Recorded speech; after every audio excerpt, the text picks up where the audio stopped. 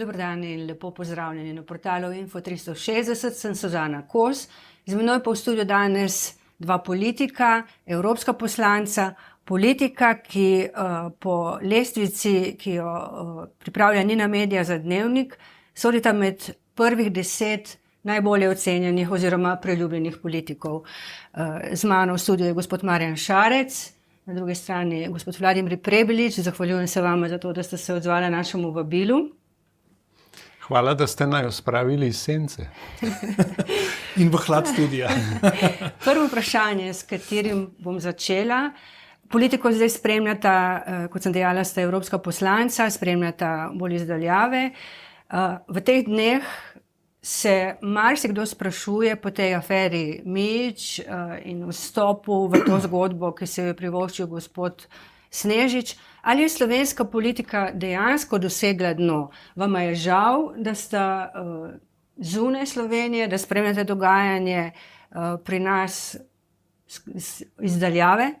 Gospod Šarec, razpoloženje se zdite danes dobro.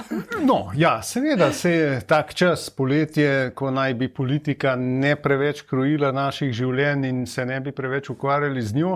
Je pa res to, kar ste omenili, to je nezaslišano, ne, da nek poslanec, da je dolžan delavcem, da ne plačuje, kot smo slišali, dolžan celo fotografu s poroke in tako naprej. Skratka, to je slaba popotnica za politiko in tak človek niti ne bi smel kandidirati. Tako da sprašujete, če je dno že doseženo.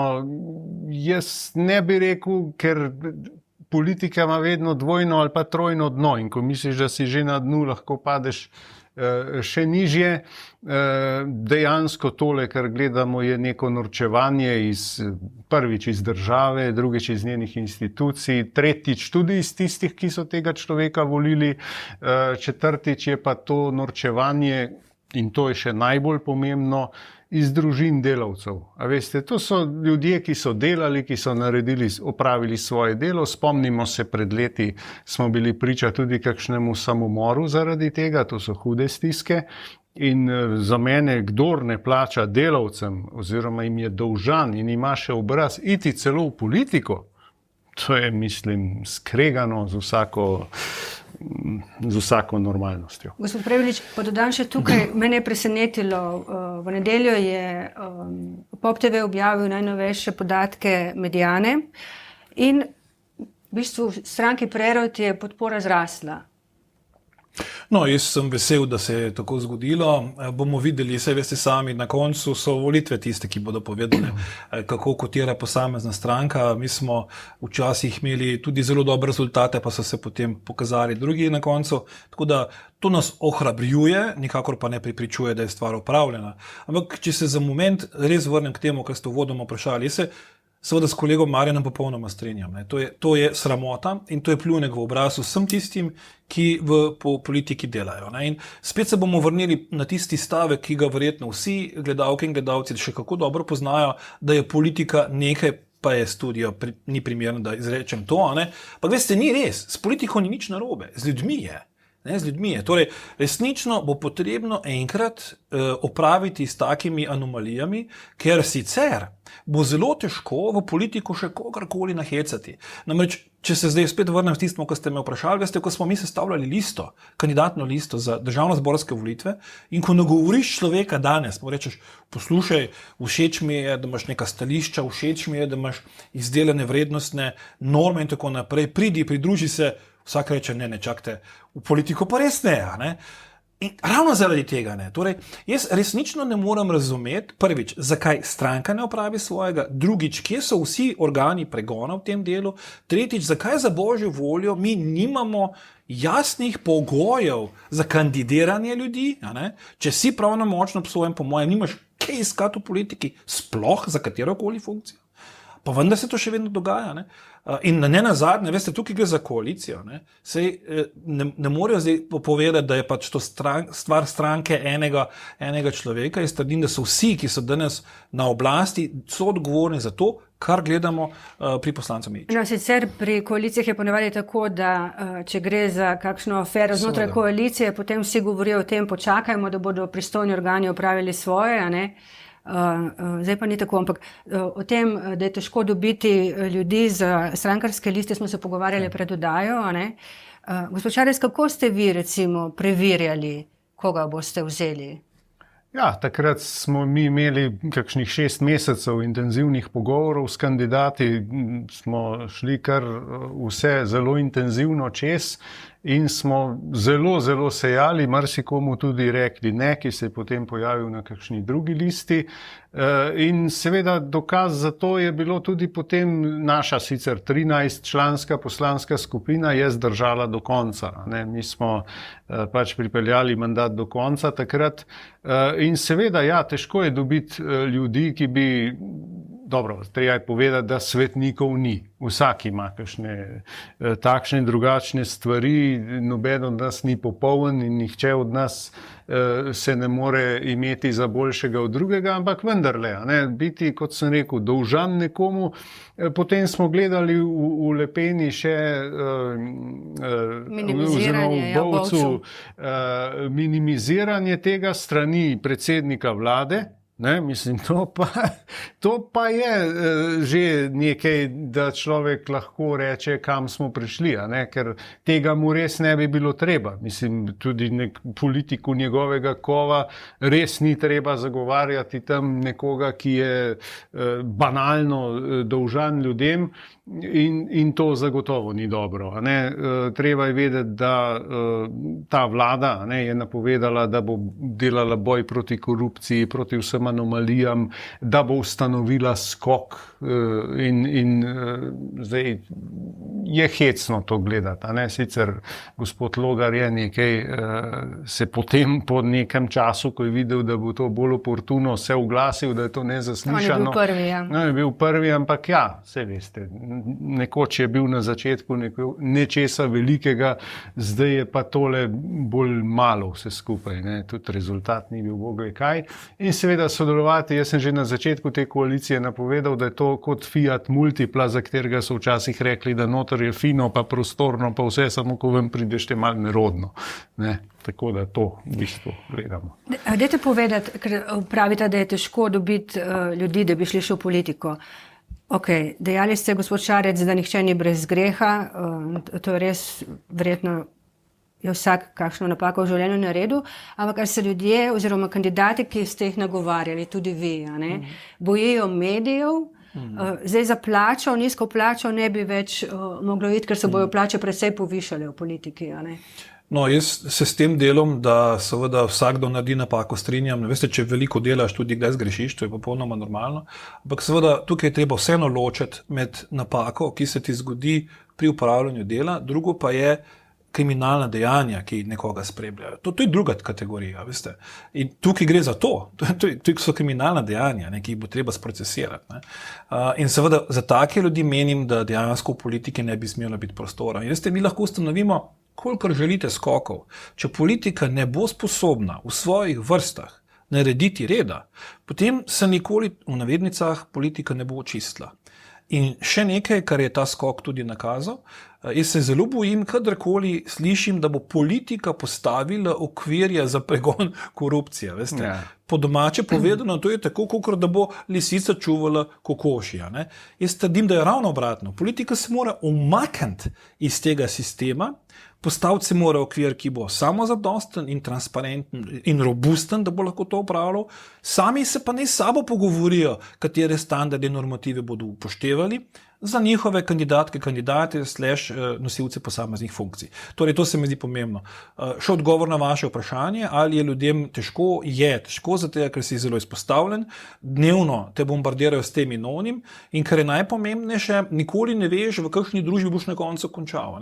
In politika je postala po domače povedano kletvica, ali pa recimo Nemci imajo izraz Schimpfwort, se pravi, če rečeš, da si v politiki, si že malo čuden, ker tako daleč smo prignali vse skupaj. Torej, še vedno menim, da je skrajni čas, da se politika umakne iz tega dela in moramo imeti dober sistem, predvsem pa mora sama postaviti neke okvire in se tega držati. Pravilno ste ugotovili, tudi sam sem se tega naposlušal v študijih na soočenjih, ko so vsi govorili proti korupciji, gremo zdaj z gorjačo, da jo bomo uničili. Potem pa se zgodi tak primer, pa vsi si nenadoma, ja, veste, sej, to je majhen problem, ampak dajmo to počakati. Ne? Predtem so pa vsi klicali k vstopom, pa zamenjavam in tako naprej. Ta nedoslednost, ta nekonsistentnost je res problematična stvar. Ampak, kot sem dejala, ta nedoslednost je na obeh straneh. No, seveda, to velja za vse. Ja, Recimo, ljudje, v tem studiu smo kar precej govorili o zakonu o skoku, pa o skoku še preden je prišel zakon v javnost. Kar nekateri zdaj opozarjajo, ne vem, če so zasledila, glede imenovanja tožilcev. Tukaj že vlečejo usporednice z Ameriko in Trumpom. Da. Niste mi odgovorili na prvo vprašanje. Vama je žal, da niste tukaj, ali ste vesela, ko opazujete to našo... Midva sva povsod. Midva sva tukaj in tam. Skratka, vam ni žal, da ste v Bruslju? Ne, nič. Zdaj sem pri vas. Tako da. Ne, se strinjam. Delo v Bruslu je zanimivo, vam pa povem iskreno, dostikrat me zelo boli to, kar vidim. Takrat je bilo veliko očitkov, kaj se rinem kandidirati v državnozborskih volitvah. In takrat sem tudi jasno povedal, da sem pripravljen obrniti mandat evropskega poslanca za mandat v državi. Ljudje so se pač odločili drugače. Meni je žal, ampak s tem bo zdaj treba nekako shajati. Ne? Deležni ste bili tudi nekaj groženj, ko se je to dogajalo, bi kaj povedali? Ali boste jaz sem takrat zamočali javnosti? Ne, sej smo dali mi tudi to prijavo na policijo. Spet smo pri tem, kako je stvar učinkovita. Stvar je stara, zdaj bo že skoraj leto in nekaj, pa še nismo na koncu tega postopka, čeprav sem jaz dal prijavo naslednji dan. Policisti raziskujejo... Grožnja politične konkurence. Dobro, ampak če se najprej vrnem na to fizične grožnje, to je tudi ena izmed razlogov, zakaj se ljudje težje odločajo za politiko, ker ko enkrat prebereš o tem, da te bo do tebe ubil, družinske člane ubil, pa še koga, to ni lepo, vam lahko res iz prve roke povem, pa vendar se ta stvar še dogaja. Kar se pa tiče grožnje politične konkurence, ja, seveda, zdi se mi, da zlasti v tem levem delu, takrat so se z kolegom Marjanom malo razhajali, ampak vendar jaz vztrajam, da dokler tudi na levem delu ne bo prišlo, pa bom namenoma rekel, do preroda v tem levem delu in nalivanju čistega vina, bo seveda težko, zato ker vidimo kolobarjenje, ki nekako ne naslavlja vsebinskih vprašanj pri razvoju Republike Slovenije. Bom ostala še za trenutek pri Bruslju oziroma tem, kako opazujete dogajanje v Sloveniji. Zdaj smo bili priča propadli kandidaturi gospe Tanje Fajon za predstavnico za Sahel. Je to odmevalo kaj v Bruslju ali je to bila spet ena domača zgodba, ker so se pač ena in druga stran napajala? Ja, zdaj težko reči, koliko je to odmevalo. Bolj je to, da smo spet bili uspešni pri preprečitvi kandidature nekega našega človeka. Ampak ja, to smo že navajeni, veste, vse to v Sloveniji je to že folklora, da se potem nekdo kiti z uspehom, češ kako je uspel nekaj preprečiti. Zdaj vidim, da bo tudi ovadba, je že bila dana. Ja, kar je zelo zanimivo, ne nazadnje, ker sedanji zunanji minister je zlorabil nekoč depešni sistem, pa se ni nič zgodilo, tako da veste, težko je tukaj karkoli, skratka vse skupaj je, če ne bi bilo tragično, bi bilo smešno. No. Tako. Gospod Prevelič? Pa je samo tragično. Ampak vendarle,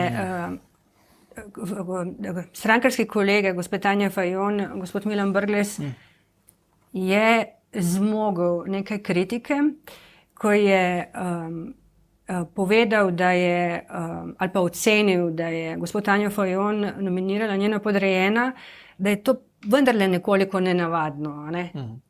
No, tudi sam sem bil gost na nacionalni televiziji, ker sem opozoril ravno na to dejstvo. Torej, da je res nenavadno, da te podrejeni nominira za neko tako službo. Ne?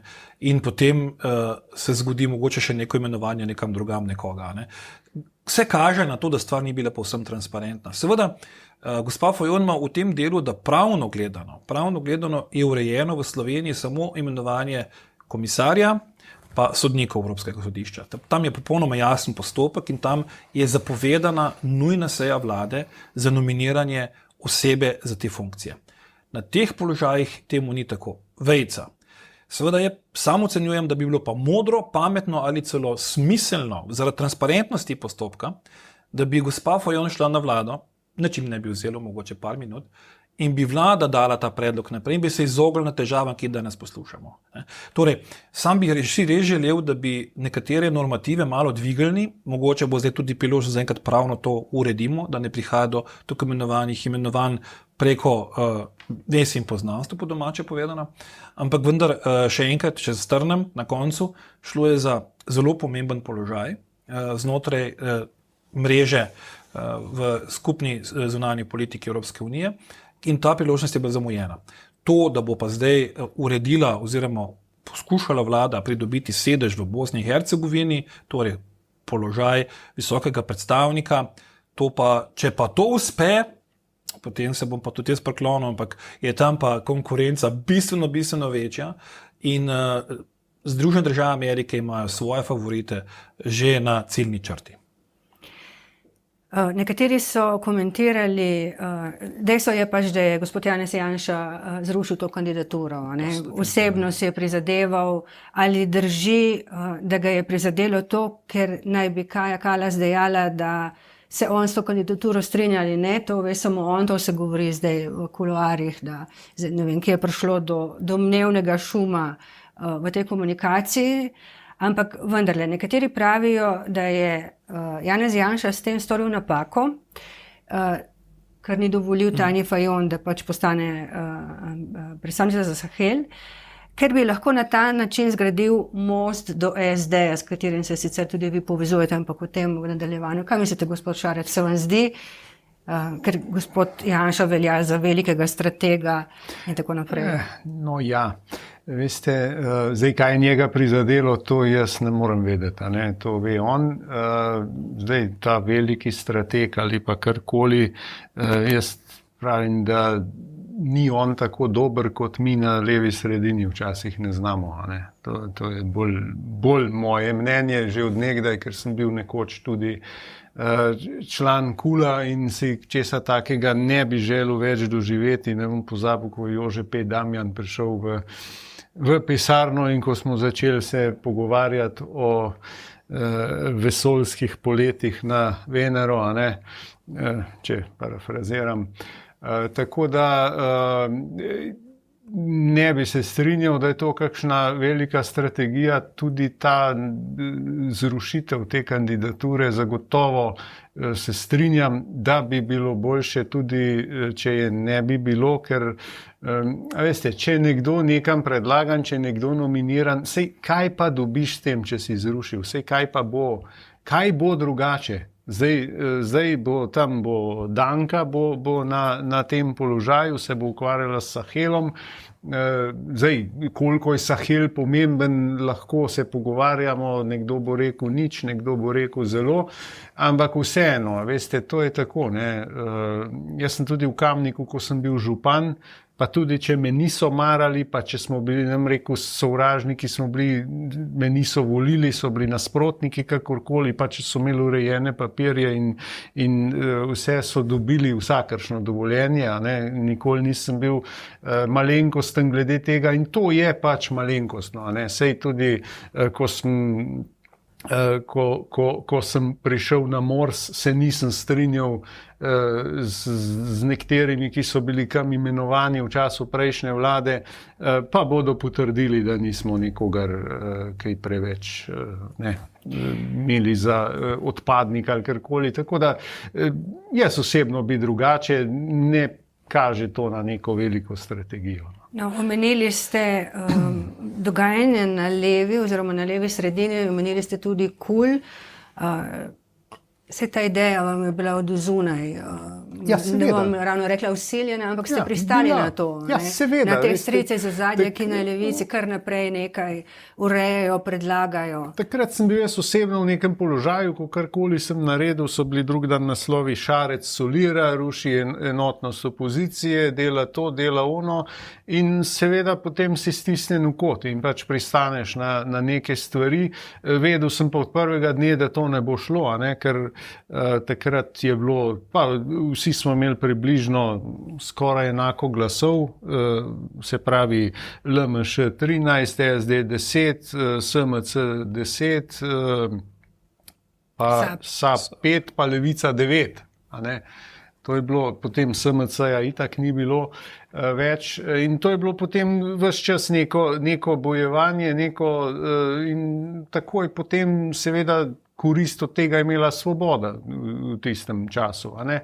In zdaj zato pravim, da niso na desni tako dobri, kot mi včasih ne znamo, ampak to je že 20 let tako, saj to ni od včeraj. A ne? Da začelo se je z LDS-om, ko niso bili sposobni prestati enega mandata v opoziciji in potem naskakovati. So takoj, ko ni bilo korita, so razpadli. A ne?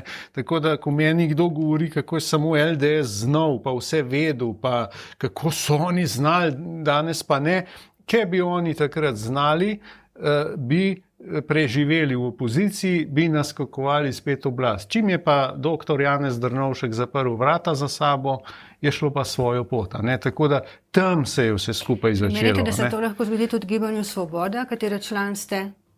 Ja, se veste, na svetu se ti lahko vse zgodi. Lahko te tudi sredi polja strela udari. Ne? To je tudi res, ali pa na Krku, če nosiš senčnik. Ne? To se je zgodilo par dni nazaj. Se zgodi, ne? Ampak bi rekla, tako bi si privoščila oceno gospoda Roberta Goloba, vašega strankarskega šefa, da ga težko vidim, da bo zdržal kot opozicijski poslanec. No, jaz mislim, in značajsko.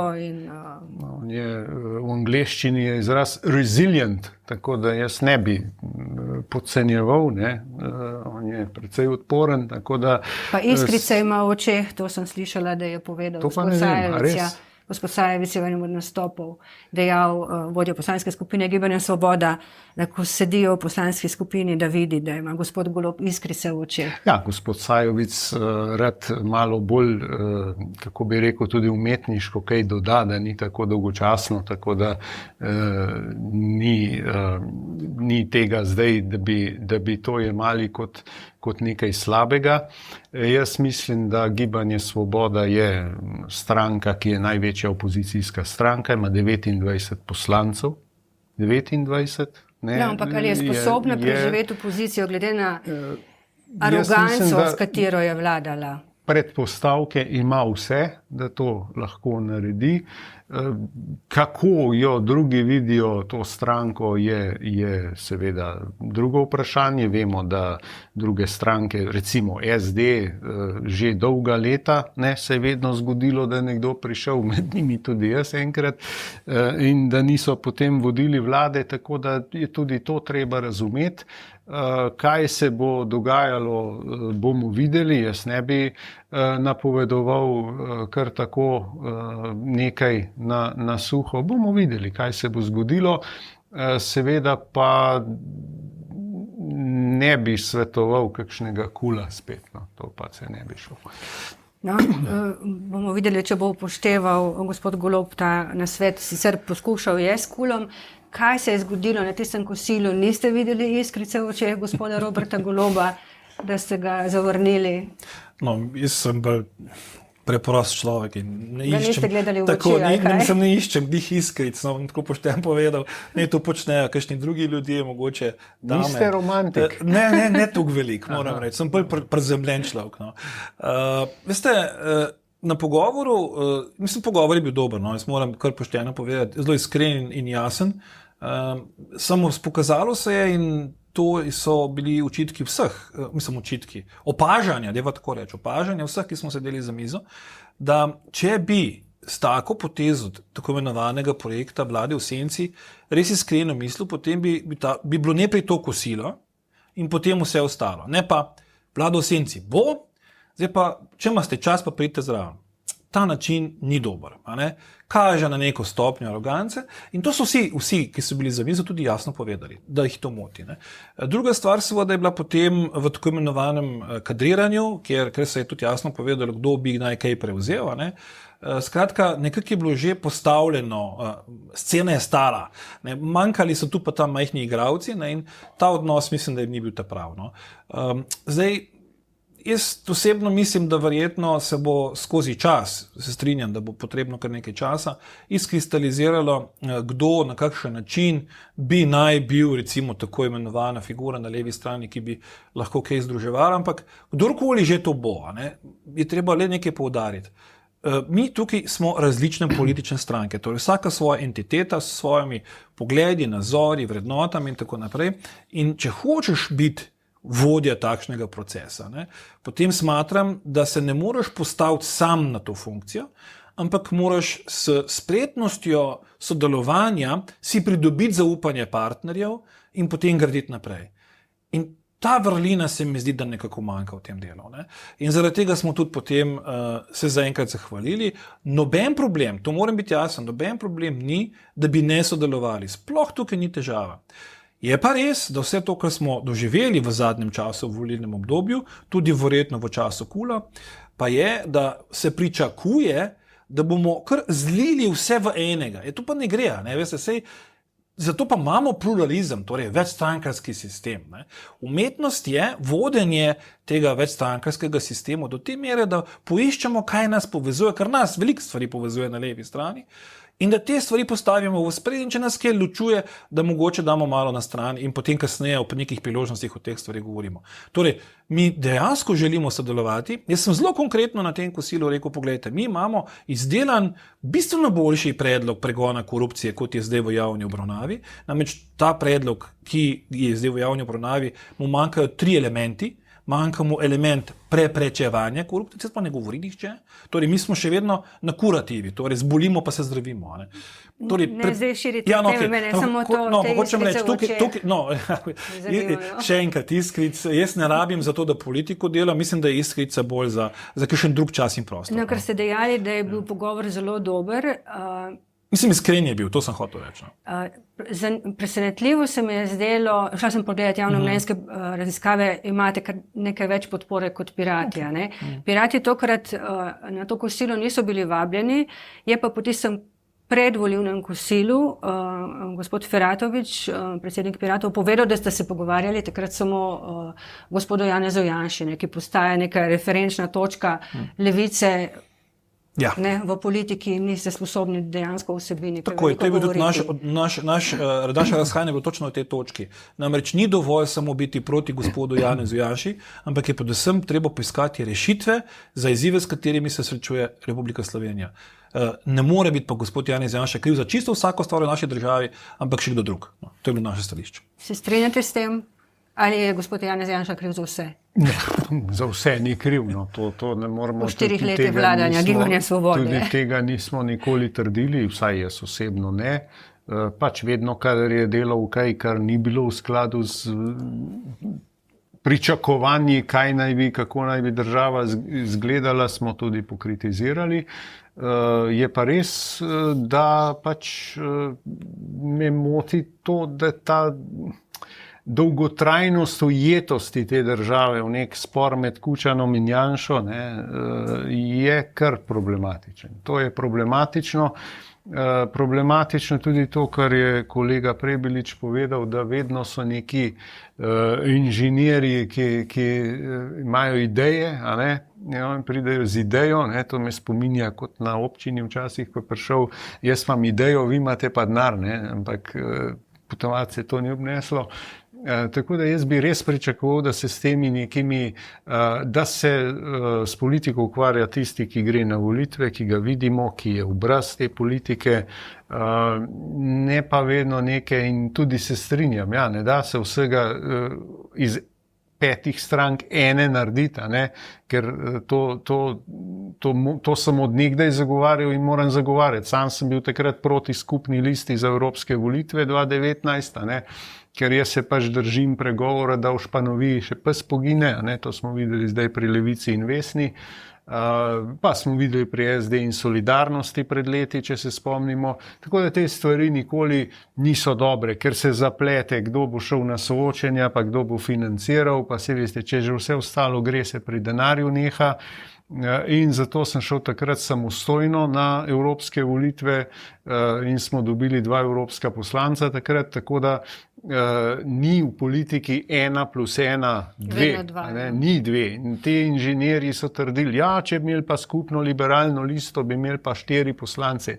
Nikoli in nikdar. Ker če bi se jaz komerkoli tistih združil, bi svoje izgubil. Ker, veste, moji so zato takrat bili z menoj, ki so meni zaupali in ravno zato, ker tistih niso hoteli. Veste, ni tako preprosto vse skupaj, da bi kar nekateri, pa so potem kakšni kolumnisti, pa pametni, pa vse vedo, pa ne vem, se jaz gospoda Vezjaka čisto spoštujem, samo jaz mu pač predlagam, da se udeleži volitev. Jaz mu predlagam, da kandidira, da bo videl, kako ta proces poteka, da bo šel na kakšno soočenje. Mogoče ste še koga drugega pozabili, ki v ozadju meša. Mnogo njih je, ampak svetujem res, da gredo, da bodo videli in če bodo slučajno tudi izvoljeni, da bodo videli, kaj to za sabo prinese, kakšni so to tudi napori, težke odločitve zadej, ko ne spiš celo noč, ko se odločaš med eno slabo opcijo in drugo slabo opcijo, oziroma druga je mogoče manj slaba kot prva, dobra pa ni. Ne? In tako, in to bi svetoval marsikomu teh komentatorjev, ki jih sicer rad berem in spoštujem, vse cenim, ampak, a veste, ko se v življenju srečata teorija in praksa, ponavadi izid ni v korist teorije, ampak praksa pove svoje. In to je opis leve sredine danes. Če bi mi malo manj pametovali, pa malo manj analizirali, pa malo manj, kako bi rekel, noben ni dovolj dober tudi na tej strani. Veste, vse ni noben dovolj dober, vse vsak ima nekaj, ne vem, kakšnega iščejo in ga potem na koncu rezultat je vedno Janša. Tako da, a veste, to bi nekako toplo priporočil, če smem, če sem pač v tej poziciji, če pa nisem, pa tudi sej ne rabijo vzeti mojega mnenja za relevantnega.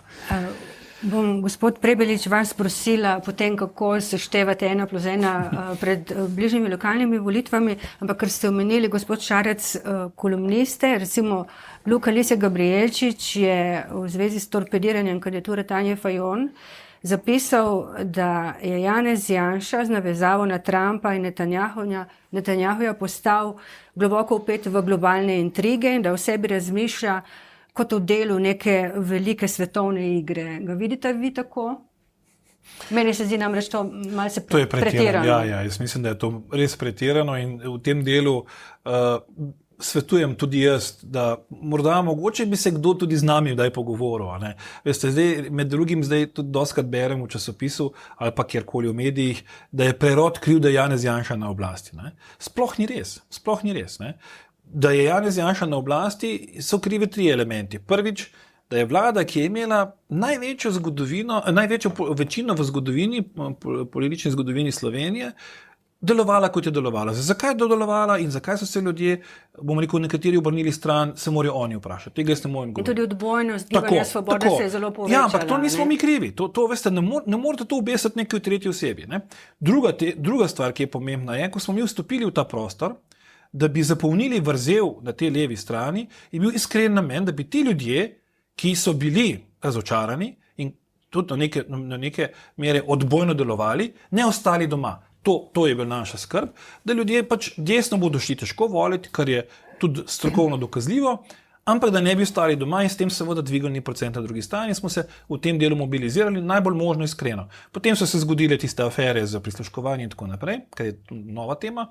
Ampak na koncu, ko je bil volilni rezultat dosežen, je pa potem kombinatorika tista, kar je tudi kolega prej izpostavil. Vi morate igrati s tem, kar imate na mizi, ne s tistim, česar nimate.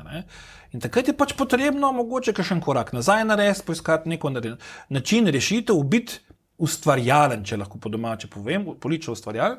In zakaj bi bil zdaj perot tukaj težava in kaj smo mi kogarkoli uvirali? Veste? Ta narativ, nas je ustavil, tisti je kriv in tako naprej, je škodljiv. Zakaj? Ker je prav, da se najprej pogledaš v ogledalo in rečeš, česa ti nisi naredil in šele potem pokažeš na drugega. Torej, tukaj imamo težavo na levem delu, da je vedno nekdo drug kriv za nek povprečen ali pa slab rezultat na volitvah. In to je ena stvar. Se pa strinjam, da bi ti gospodje, ki tako radi svetujejo in to, lejte, mi smo odprti ljudje, gremo na kavo, pa se bomo pogovorili, da je mogoče nekatere stvari tudi osvetlimo, ker ni vse tako, kot zgleda mogoče na prvi pogled. In nismo vsi, ki stopimo v politiko, stremuhi za funkcijami in hočemo nekaj za sebe. Mogoče pa nas je nekaj, ki smo še vedno malo politično naivni, pa želimo nekaj dobrega za Slovenijo. In na koncu, ko se ti vse to zgodi, se pol vprašaš, ali je potrebno še nadaljevati v tej zgodbi, ali bi mogoče kar gospodje komentatorji prevzeli, pa mogoče bodo pa oni zdelili kakšno boljšo vlado. Ne vem. Še eno vprašanje bom dala, ker se mi zdi tudi aktualno, pa me zanima vajino mnenje. Vi se recimo na to spoznate, ker ste bili povezani z gospodom Damirjem Črnčecem, ki obvlada to obveščevalno področje, pa tudi bili ste obrambni minister in ste imeli informacije pomembne. Vi pa se na to področje spoznate.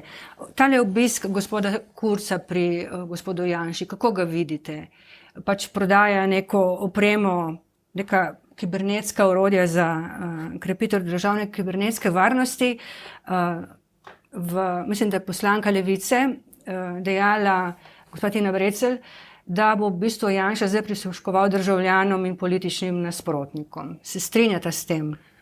Ja, ne vem, kakšne namene imajo. Zdaj, sam sem se takih obiskov lobističnih vedno izogibal, ker to pač nikoli ni dobro mešati preveč skupaj. Zdaj, kaj sta se pogovarjala, kakšni so nameni, ne vem. Vemo, da izraelska tehnika zagotovo je najboljša na svetu ali pa med najboljšimi. To bomo videli, kaj se bo iz tega izcimilo, ampak zagotovo taka sporočila niso dobra, ne? Ko se nekdo, nek lobist oziroma ki dela za neko podjetje, takole srečuje, mislim, javno tajno se vseeno, ampak ni to najboljše, no? Ker to daje nek slab pridih in zagotovo glede na tudi, vemo, da se je gospod Janša tudi izmenjeval podatke z Vučićem pred časom, ne takrat še v času prejšnje vlade. To mislite v Uradu za preprečevanje pranja denarja? Ja, takšne zadeve, a ne, tako da je treba. To se vam ne zdi pretirano? Jaz vendarle ne verjamem, da bi se zdaj kar odločili za to, da bojo nam prisluškovali. Ja, upajmo, da ne. Upajmo, da ne vemo pa, ne. Sej vemo, kaj je gospod Orban počel, ne. Veliki prijatelj, ki je zdaj tudi v drugačni vlogi, ampak to je počel, ne. Tako da bomo videli, se pravi. Navdušenja ne moramo ravno kazati nad tem, ampak čakajmo. No, če hoče Izrael prisluškovati, to lahko že danes počne. Bodimo realni. Ne? Sami smo imeli tak incident, se bomo spomnili 2 leta nazaj, ko se je Pedro Sanchezu prisluškovalo, ne, preko Pegasusa. In so se vsi ti podatki zbirali in potem pošiljali v Izrael. Torej, če oni želijo, imajo tehniko tako, ki to omogoča. Pika. Zdaj, seveda, drugo vprašanje pa je, naša država, zakaj bi potrebovala tako tehniko in seveda, kakšen bo namen te tehnike. Namreč tehniko omejuje zakonodaja neke države.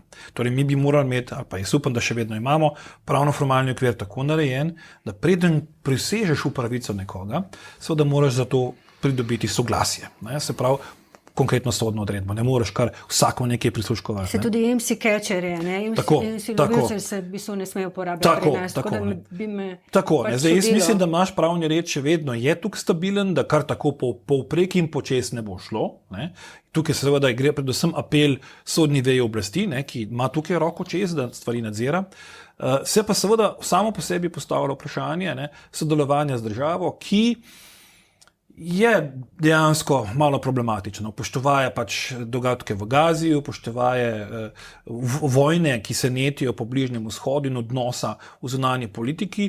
Jaz osebno mislim, da niti ne rabimo takšne tehnike in da se še kdo drug lahko pomaga pri izgradnji kibernetske varnosti Republike Slovenije, da ni nujno potrebno iti v Izrael in da imamo še kaj drugega na izbiro. Ampak še enkrat, ne bi pa kar zamahnil, da je to zdaj tako možno, ker sicer, če pa je temu tako, potem imamo pa mi bistveno večji problem, kot samo prisluškovalne naprave, gre potem za sistemski prepad, ki bi vstajal v naši državi. Torej, jaz upam, da danes še kljub vsemu nismo tako daleč.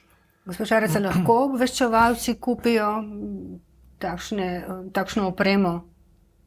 Ja, gledajte, če imajo to željo in če to potem seveda se vse je vprašanje denarja, ne, na tem svetu. Mislim, glede varovanja človekovih pravic in naše ureditve. No, kot je gospod Prebilič povedal, ne, opremo imaš ti lahko kakršno hočeš, kako jo pa ti uporabljaš, je pa druga zadeva. Seveda, če se držiš formalno pravnih okvirov, če upoštevaš vse to, kar bi moral, potem to ni kar tako, da boš kar uporabljal vse vprek. Seveda treba imeti sodne odredbe, treba imeti vse to, ker imeti nekaj in uporabljati je razlika, zagotovo. Zdaj, če se pa to uporablja mimo vseh teh uzanc, ne, potem je pa to zloraba, seveda. Ampak se pravi, bo čas povedal svoje. Jaz se spomnim, ko sem nekajkrat prišla na sedež vaše stranke, smo morali pustiti telefone v nekih komaricah, ker ste se bali česa? Da bi vas snemali ali prisluškovanja ali kaj? To je varnostna kultura pravzaprav v vseh resnih ustanovah. V vseh resnih ustanovah se to počne, tudi ne samo zaradi tega, tudi zato, da so ljudje pač fokusirani na temo pogovora, na materijo in tako naprej. Skratka, zato smo pač imeli tudi mi ta sistem. Sicer pa, kot je bilo rečeno, če hoče nekdo prisluškovati, če hoče, pač lahko to naredi. Se veste, tudi v hiši imaš lahko najmodernejši protivlomni sistem, pa kar hočeš. Pa če bo nekdo hotel priti noter, bo prišel. Ne? Tako da. Gospod Prebilič, 1:1 na lokalnih volitvah je koliko? Naj razložim vprašanje. Povedali ste, prej smo prišli v studio, da se boste v bistvu na lokalnih volitvah povezovali tudi z SD. Ne povsod, ne boste imeli skupnih list, povsod na nekaterih območjih očitno da, ali kako? Da. Torej, naša ocena situacije je taka, da lahko skupaj dosežemo nekaj več. To ne gre zdaj za združevanje strank, da ne bom napačno razumljen, ampak sodelovanje, tako kot ste pravilno ugotovili, bodisi pri podpori skupnemu kandidatu, bodisi pri sestavi kakšnih skupnih list obeh strank, oziroma da se tudi najdemo oboji pri podpori nekega neodvisnega kandidata. Tukaj mislim, da je ta pristop smiselen, je pa res, tukaj moram biti kristalno jasen, lokalna politika je drugačna od državne. Zaradi tega smo tudi mi se dogovorili, da tam, kjer bodo naši kandidati nastopali, bodo oni morali oceniti, ali tako sodelovanje, ja ali ne, je smiselno, ni smiselno. Zakaj? Ker samo v mikrolokalnem okolju najbolj veš, kateri so izzivi, s katerimi se to okolje srečuje, kakšni so ljudje, ki se na teh listah pojavljajo. Tako da mi bomo to prepustili našim odborom, ki bodo to pregledali in seveda v tem, če bodo bili navdušeni na tako obliko sodelovanja, jo bomo samo podprli.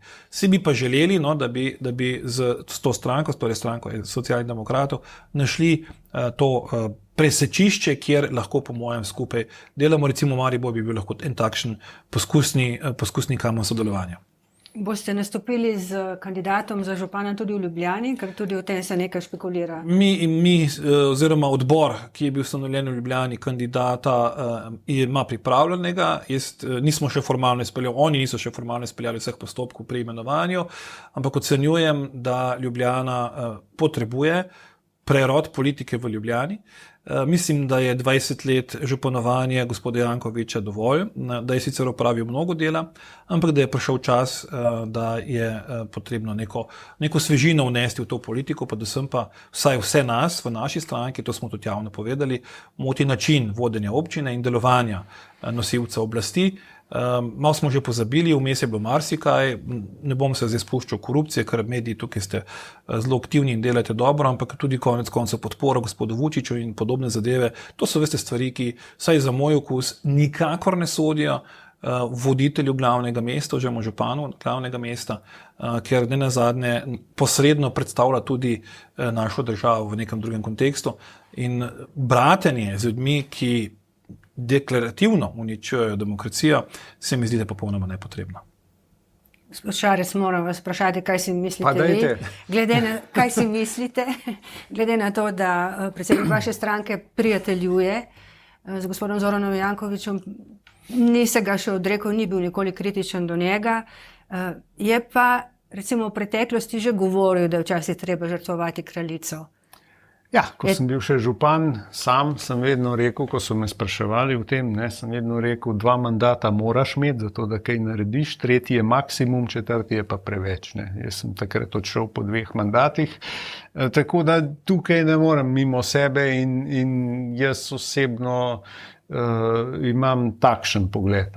Tudi seveda vsaka politika ima svoje zakonitosti in jaz osebno bi ravnal drugače. Se pravi, podpirate idejo, ki se je pojavila v vaših vrstah oziroma v vrstah vaše stranke, da naj kandidira za župana gospod Klemen Boštjančič, bivši minister za finance? Ta ideja mi niti ni znana, tako da to težko komentiram. Je pa res, da letos bo tekma zanimiva, bo kar nekaj kandidatov in bomo videli, kaj bo iz tega prišlo, ker se veste, pred volitvami se mnogi napenjajo, kako to potem na volilni dan je pa lahko tudi kaj drugače. Dober mesec, oziroma mesec pa 4 dni pred lokalnimi volitvami bomo imeli referendumski dan, mega referendumski dan. Tudi tukaj se zdi, da je SDS vodila igro. Ne vem, če sta spremljala, kako spretno so zapeljali to zadevo v zvezi z referendumom o parlamentarni preiskavi, novelo zakona o parlamentarni preiskavi. Vprašanje je postavljeno, ali ste za to, da se ta zakon uveljavi. Hkrati so pa sami predlagali posvetovalne referendume oziroma koalicija za 3 področja, ki so ljudem zelo lažje razumljiva in se zdi, da bojo oni šli v kampanjo 4-krat za. In recimo glede na javnomnenjske ankete, ena od anket je pokazala, na levici ste zelo kritični do tega, da bi se ukinilo volilno pravico državljanom 3 držav, na lokalnih volitvah. Ampak 69% ljudi to podpira. Generalni sekretar vaše stranke je rekel, da ga je sram, da živi, gospod Dušan Vučko je zapisal, da ga je sram, da živi v taki državi, ki ukinja pravico. No, dajte, jaz mislim, pravico imamo do svojega mnenja, država ni nič kriva, še enkrat, država je naša, če lahko rečem, mati od vseh, je pa seveda neki problem s tistimi, ki jo vodijo, definitivno.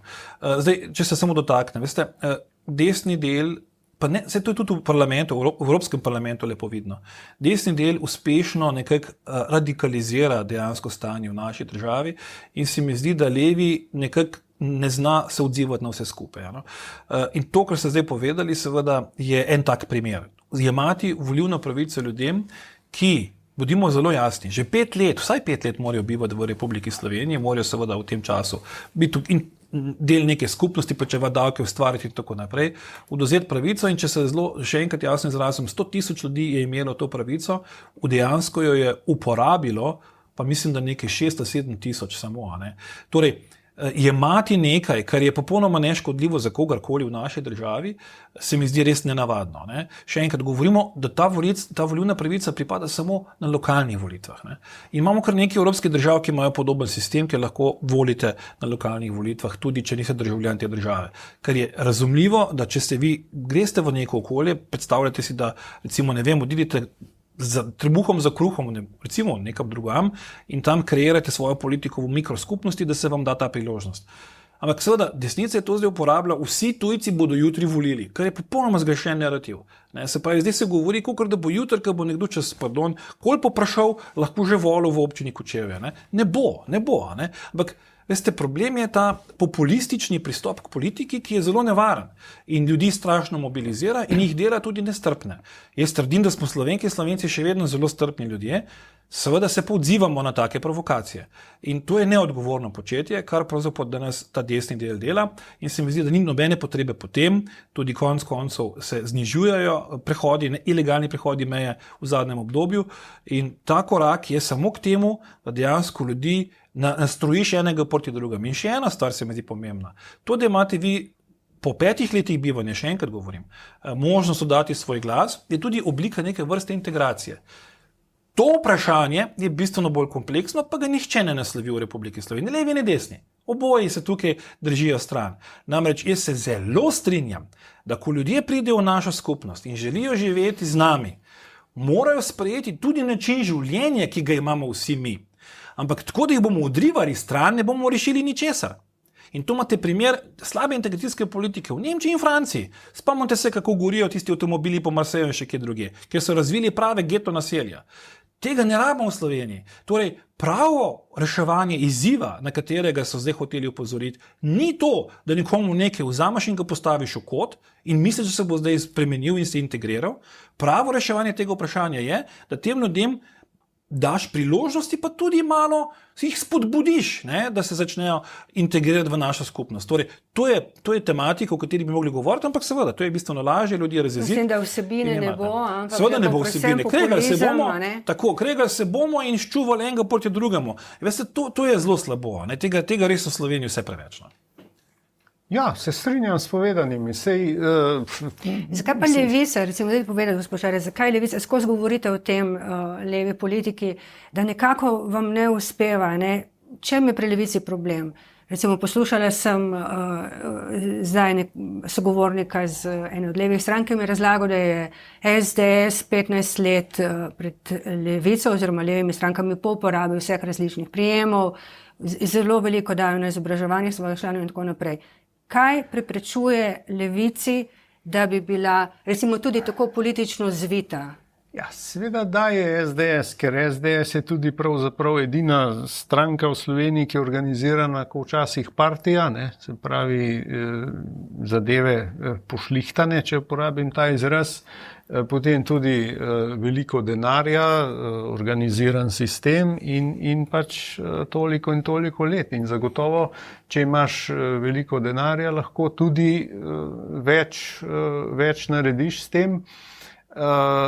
Tako da, kar se pa na naši strani tiče, je pa to, da pač, veste, včasih je treba pač prijeti pa začeti, ne se sam pogovarjati, kako, mi se včasih pogovarjamo, kako bi se pogovarjali, Ta čas, ko se mi pogovarjamo,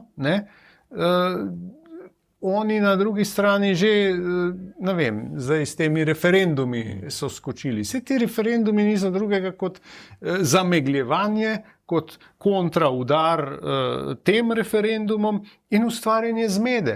Vse to je čisto, bom rekel, vojaška taktika. Sej preventivni napad je to, To se lahko strinjam z vami, ampak neverjetno mi je, da levica ponavadi vedno caplja za dobro organizirano SDS. Sej pamet je pa na obeh straneh približno enako razdeljena. Jaz se tukaj strinjam s kolegom Marjanom. Dejansko je cona udobja v levem delu malo bolj izrazita. Treba je pač enostavno po domače zavihati rokave in trdo delati. To jaz tudi sam pogrešam. Resnično povedano. In še ena stvar zelo pogrešam. In to je, veste, treba se bo tudi v nekaterih realnih stvareh realno pogovarjati. Pa bom dal zdaj konkreten primer. Tudi temu je tudi izziv v snotri svoje poslanske skupine. Veste, mi ves čas smo imeli vprašanje migracij. In non-stop seveda smo tukaj na levem jasni, da je treba varovati človekove pravice. Definitivno. Prvo, kar je treba, je ločiti, da so begunci. Begunci so kategorije zaščitene po mednarodnem pravu in če so preganjanje, jih moraš pomagati. Tukaj ni stvar, ali bi želel ali ne bi želel. Potem je pa seveda kategorija drugih migracij, ki pridejo tudi zato, da bodo nekaj delali, zaslužili in še kaj podobnega. Azil je še ena tretja kategorija. Ampak nikoli na levem se nismo bili sposobni o teh stvareh zelo resnično in iskreno pogovoriti. Torej, vstop v Evropsko unijo, da, ob seveda določenih standardih in normativih. Ne? Ampak tudi jaz, ko sem recimo te stvari znotraj svoje poslanske skupine dal na mizo, ja, ti si pa proti. Sem rekel, ne razumete, nisem nič proti. Ne? Samo moramo en red vzpostaviti, sicer bo pač enostavno kaos. Ne? In mi rabimo red. In ko sem jaz že v času volilne kampanje za Evropski parlament povedal, pogledajte, jaz vidim rešitev na naslednji način, da ne ljudje prečkajo Mediteransko more, kot ga prečkajo, ne, in tvegajo življenje in umrejo in tako naprej. Mi moramo vzpostaviti sistem, ki bo omogočil tem osebam, ki želijo vstopiti v naš prostor, neke vrste registracijske zadeve že izven meja Evropske unije in da potem normalno, kot vsak drug, se registriraš, potrdiš in tako naprej, vstopiš v Evropsko unijo kot človek, ne pa kot razčloveščeno bitje, ki se bori v Mediteranskem morju. In ko sem jaz tako idejo prišel, sem doživel pogrom med svojimi. Ne. Sem rekel, ampak veste, drugače ne bo šlo. Preprosto drugače ne bo šlo. Ker že zaradi klimatskih in drugih sprememb se bo zgodil val preseljevanja, ki ga strokovnjaki danes ocenjujejo na 250 milijonov. Si predstavljate 250 milijonov. To so številke, ki so nepojemljive. Ne? Torej, ta vprašanja se bo treba enkrat pošteno dati na mizo in se ne sprenevedati o vsem tem.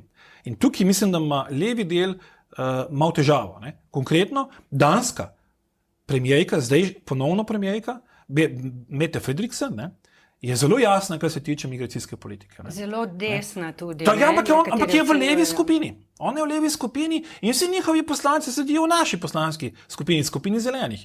Ne. A veste? Ampak ene stvari so v novem kontekstu realnosti nujno potrebne popravkov. In če tega ne želimo in ustrajamo nad svojmu in se ne želimo soočiti s temi novimi realnostmi, potem seveda bo politično težko preživeti. Jaz sem to iskreno povedal in te prilagoditve bodo nujno potrebne. Zato jaz govorim o tako imenovanem prerodu na levem delu. Bodi si v Evropi, bodi si v Sloveniji.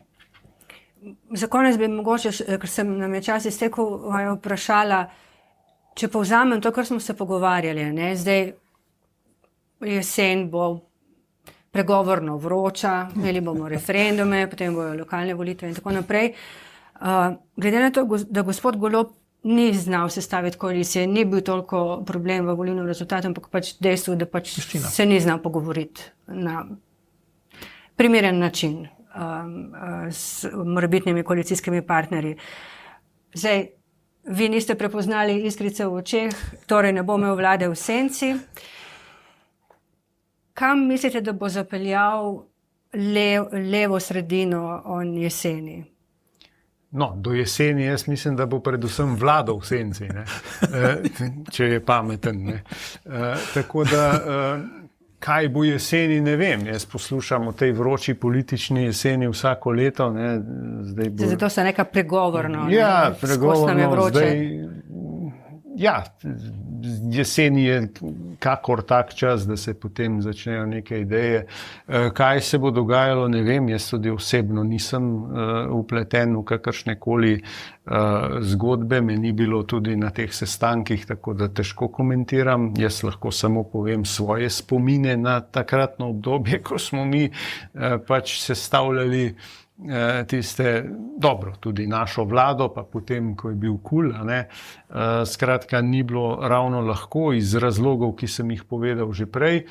Na levi sredini je tudi še en problem. Na levi sredini boš dober dan narobe rekel, pa te bodo tudi mediji takoj napadli, pa vse, na desni pa tega ni. Tam mediji tisti so konsolidirani, tam ne bodo napadali ves čas za vsako stvar.